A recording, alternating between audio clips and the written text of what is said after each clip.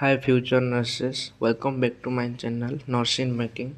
सो आज वीडियो रे आम डिस्कस करवा कि बीएससी नर्सिंग पर कौन कौन जॉब कैरियर सब रही ओके सो आप बीएससी नर्सिंग करूँगी ताहले ए वीडियोटी शेष पर्यंत निश्चय देखंतु। मु आज ए वीडियो रे जनइबी कि बीएससी नर्सिंग पर कौन कौन जॉब करें। आप निहाती भावुवे कि बीएससी नर्सिंग कले केवल स्टाफ नर्स ही हेबे, किंतु यह रियलिटी रे पूरा ही अलग था।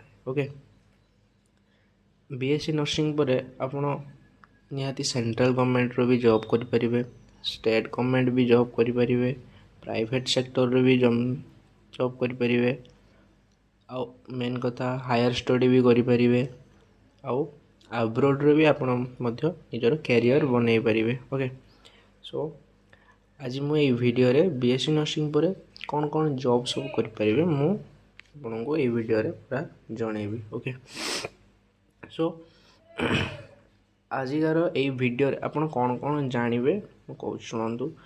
बीएससी नर्सिंग पर आपण केमती गोटे सेंट्रल गवर्नमेंट किंबा गोटे स्टेट गवर्नमेंट रे जॉब करें, प्राइवेट हॉस्पिटल रे आमर स्कोप कौन अच्छी, हायर स्टडी आपण कौन करें, अब्रोड रे कैरियर केमती कौन रहिबो, आउ मेन कथा है सैलरी रो कंपैरिजन। गोटे गोटे आम जॉब कले सैलरी हूँ आम गोटे बड़ मोटिवेशन। ओके नुहे कि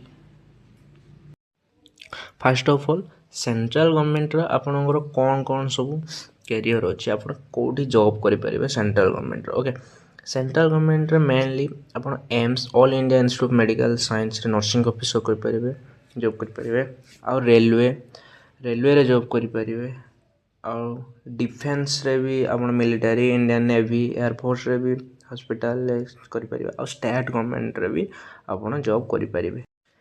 देन रहा आमर प्राइवेट सेक्टर रे केमती आप जान देखु कि जमती आम इंडिया रे सब जमती प्राइवेट हॉस्पिटल सब रही, जमती कि बहुत गुड़ा प्राइवेट हॉस्पिटल रही भी आप निजर कैरियर बनई पारे। ओके नेक्स्ट रहा आपन केमती बीएससी नर्सिंग पर हायर स्टडी करें, जमीक कि हायर स्टडी कहले जमीक कि MSc nursing, post basic BSc nursing, MBA in health care and hospital management. Okay ये सब कैरियर भी आप हायर स्टडी करें। ओके एमएससी नर्सिंग कले आप नर्सेस एजुकेटर और नर्सिंग ट्यूटर सीनियर नर्सेस रो भी जॉब करें, एमबीए कले आप हॉस्पिटल मैनेजर हेल्थ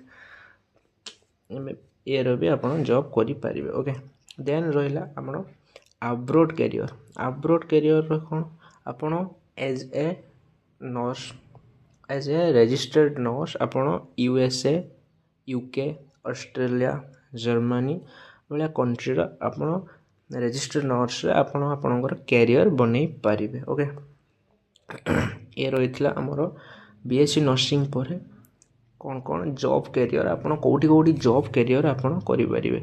देन आम सैलरी तापर आप स्टार्ट करवा आमर सैलरी कंपैरिजन भितर। ओके जदि आप स्टेट गवर्नमेंट रे गोटे नर्सिंग ऑफिसर जॉब कर स्टार्टिंग सैलरी 45,000 रु 60,000 भितर आप पाइबे स्टार्टिंग। ओके जदि आप एम्स रे नर्सिंग ऑफिसर रे जॉब कर स्टार्टिंग सैलरी किसी 75,000 रु 90,000 भितर आप स्टार्टिंग एक्सपेरियंस अनुसार तार सैलरी आप इनक्रीज हो। रेलवे रे भी सेमती 70 रु 90,000 भितर आप स्टार्टिंग सैलरी।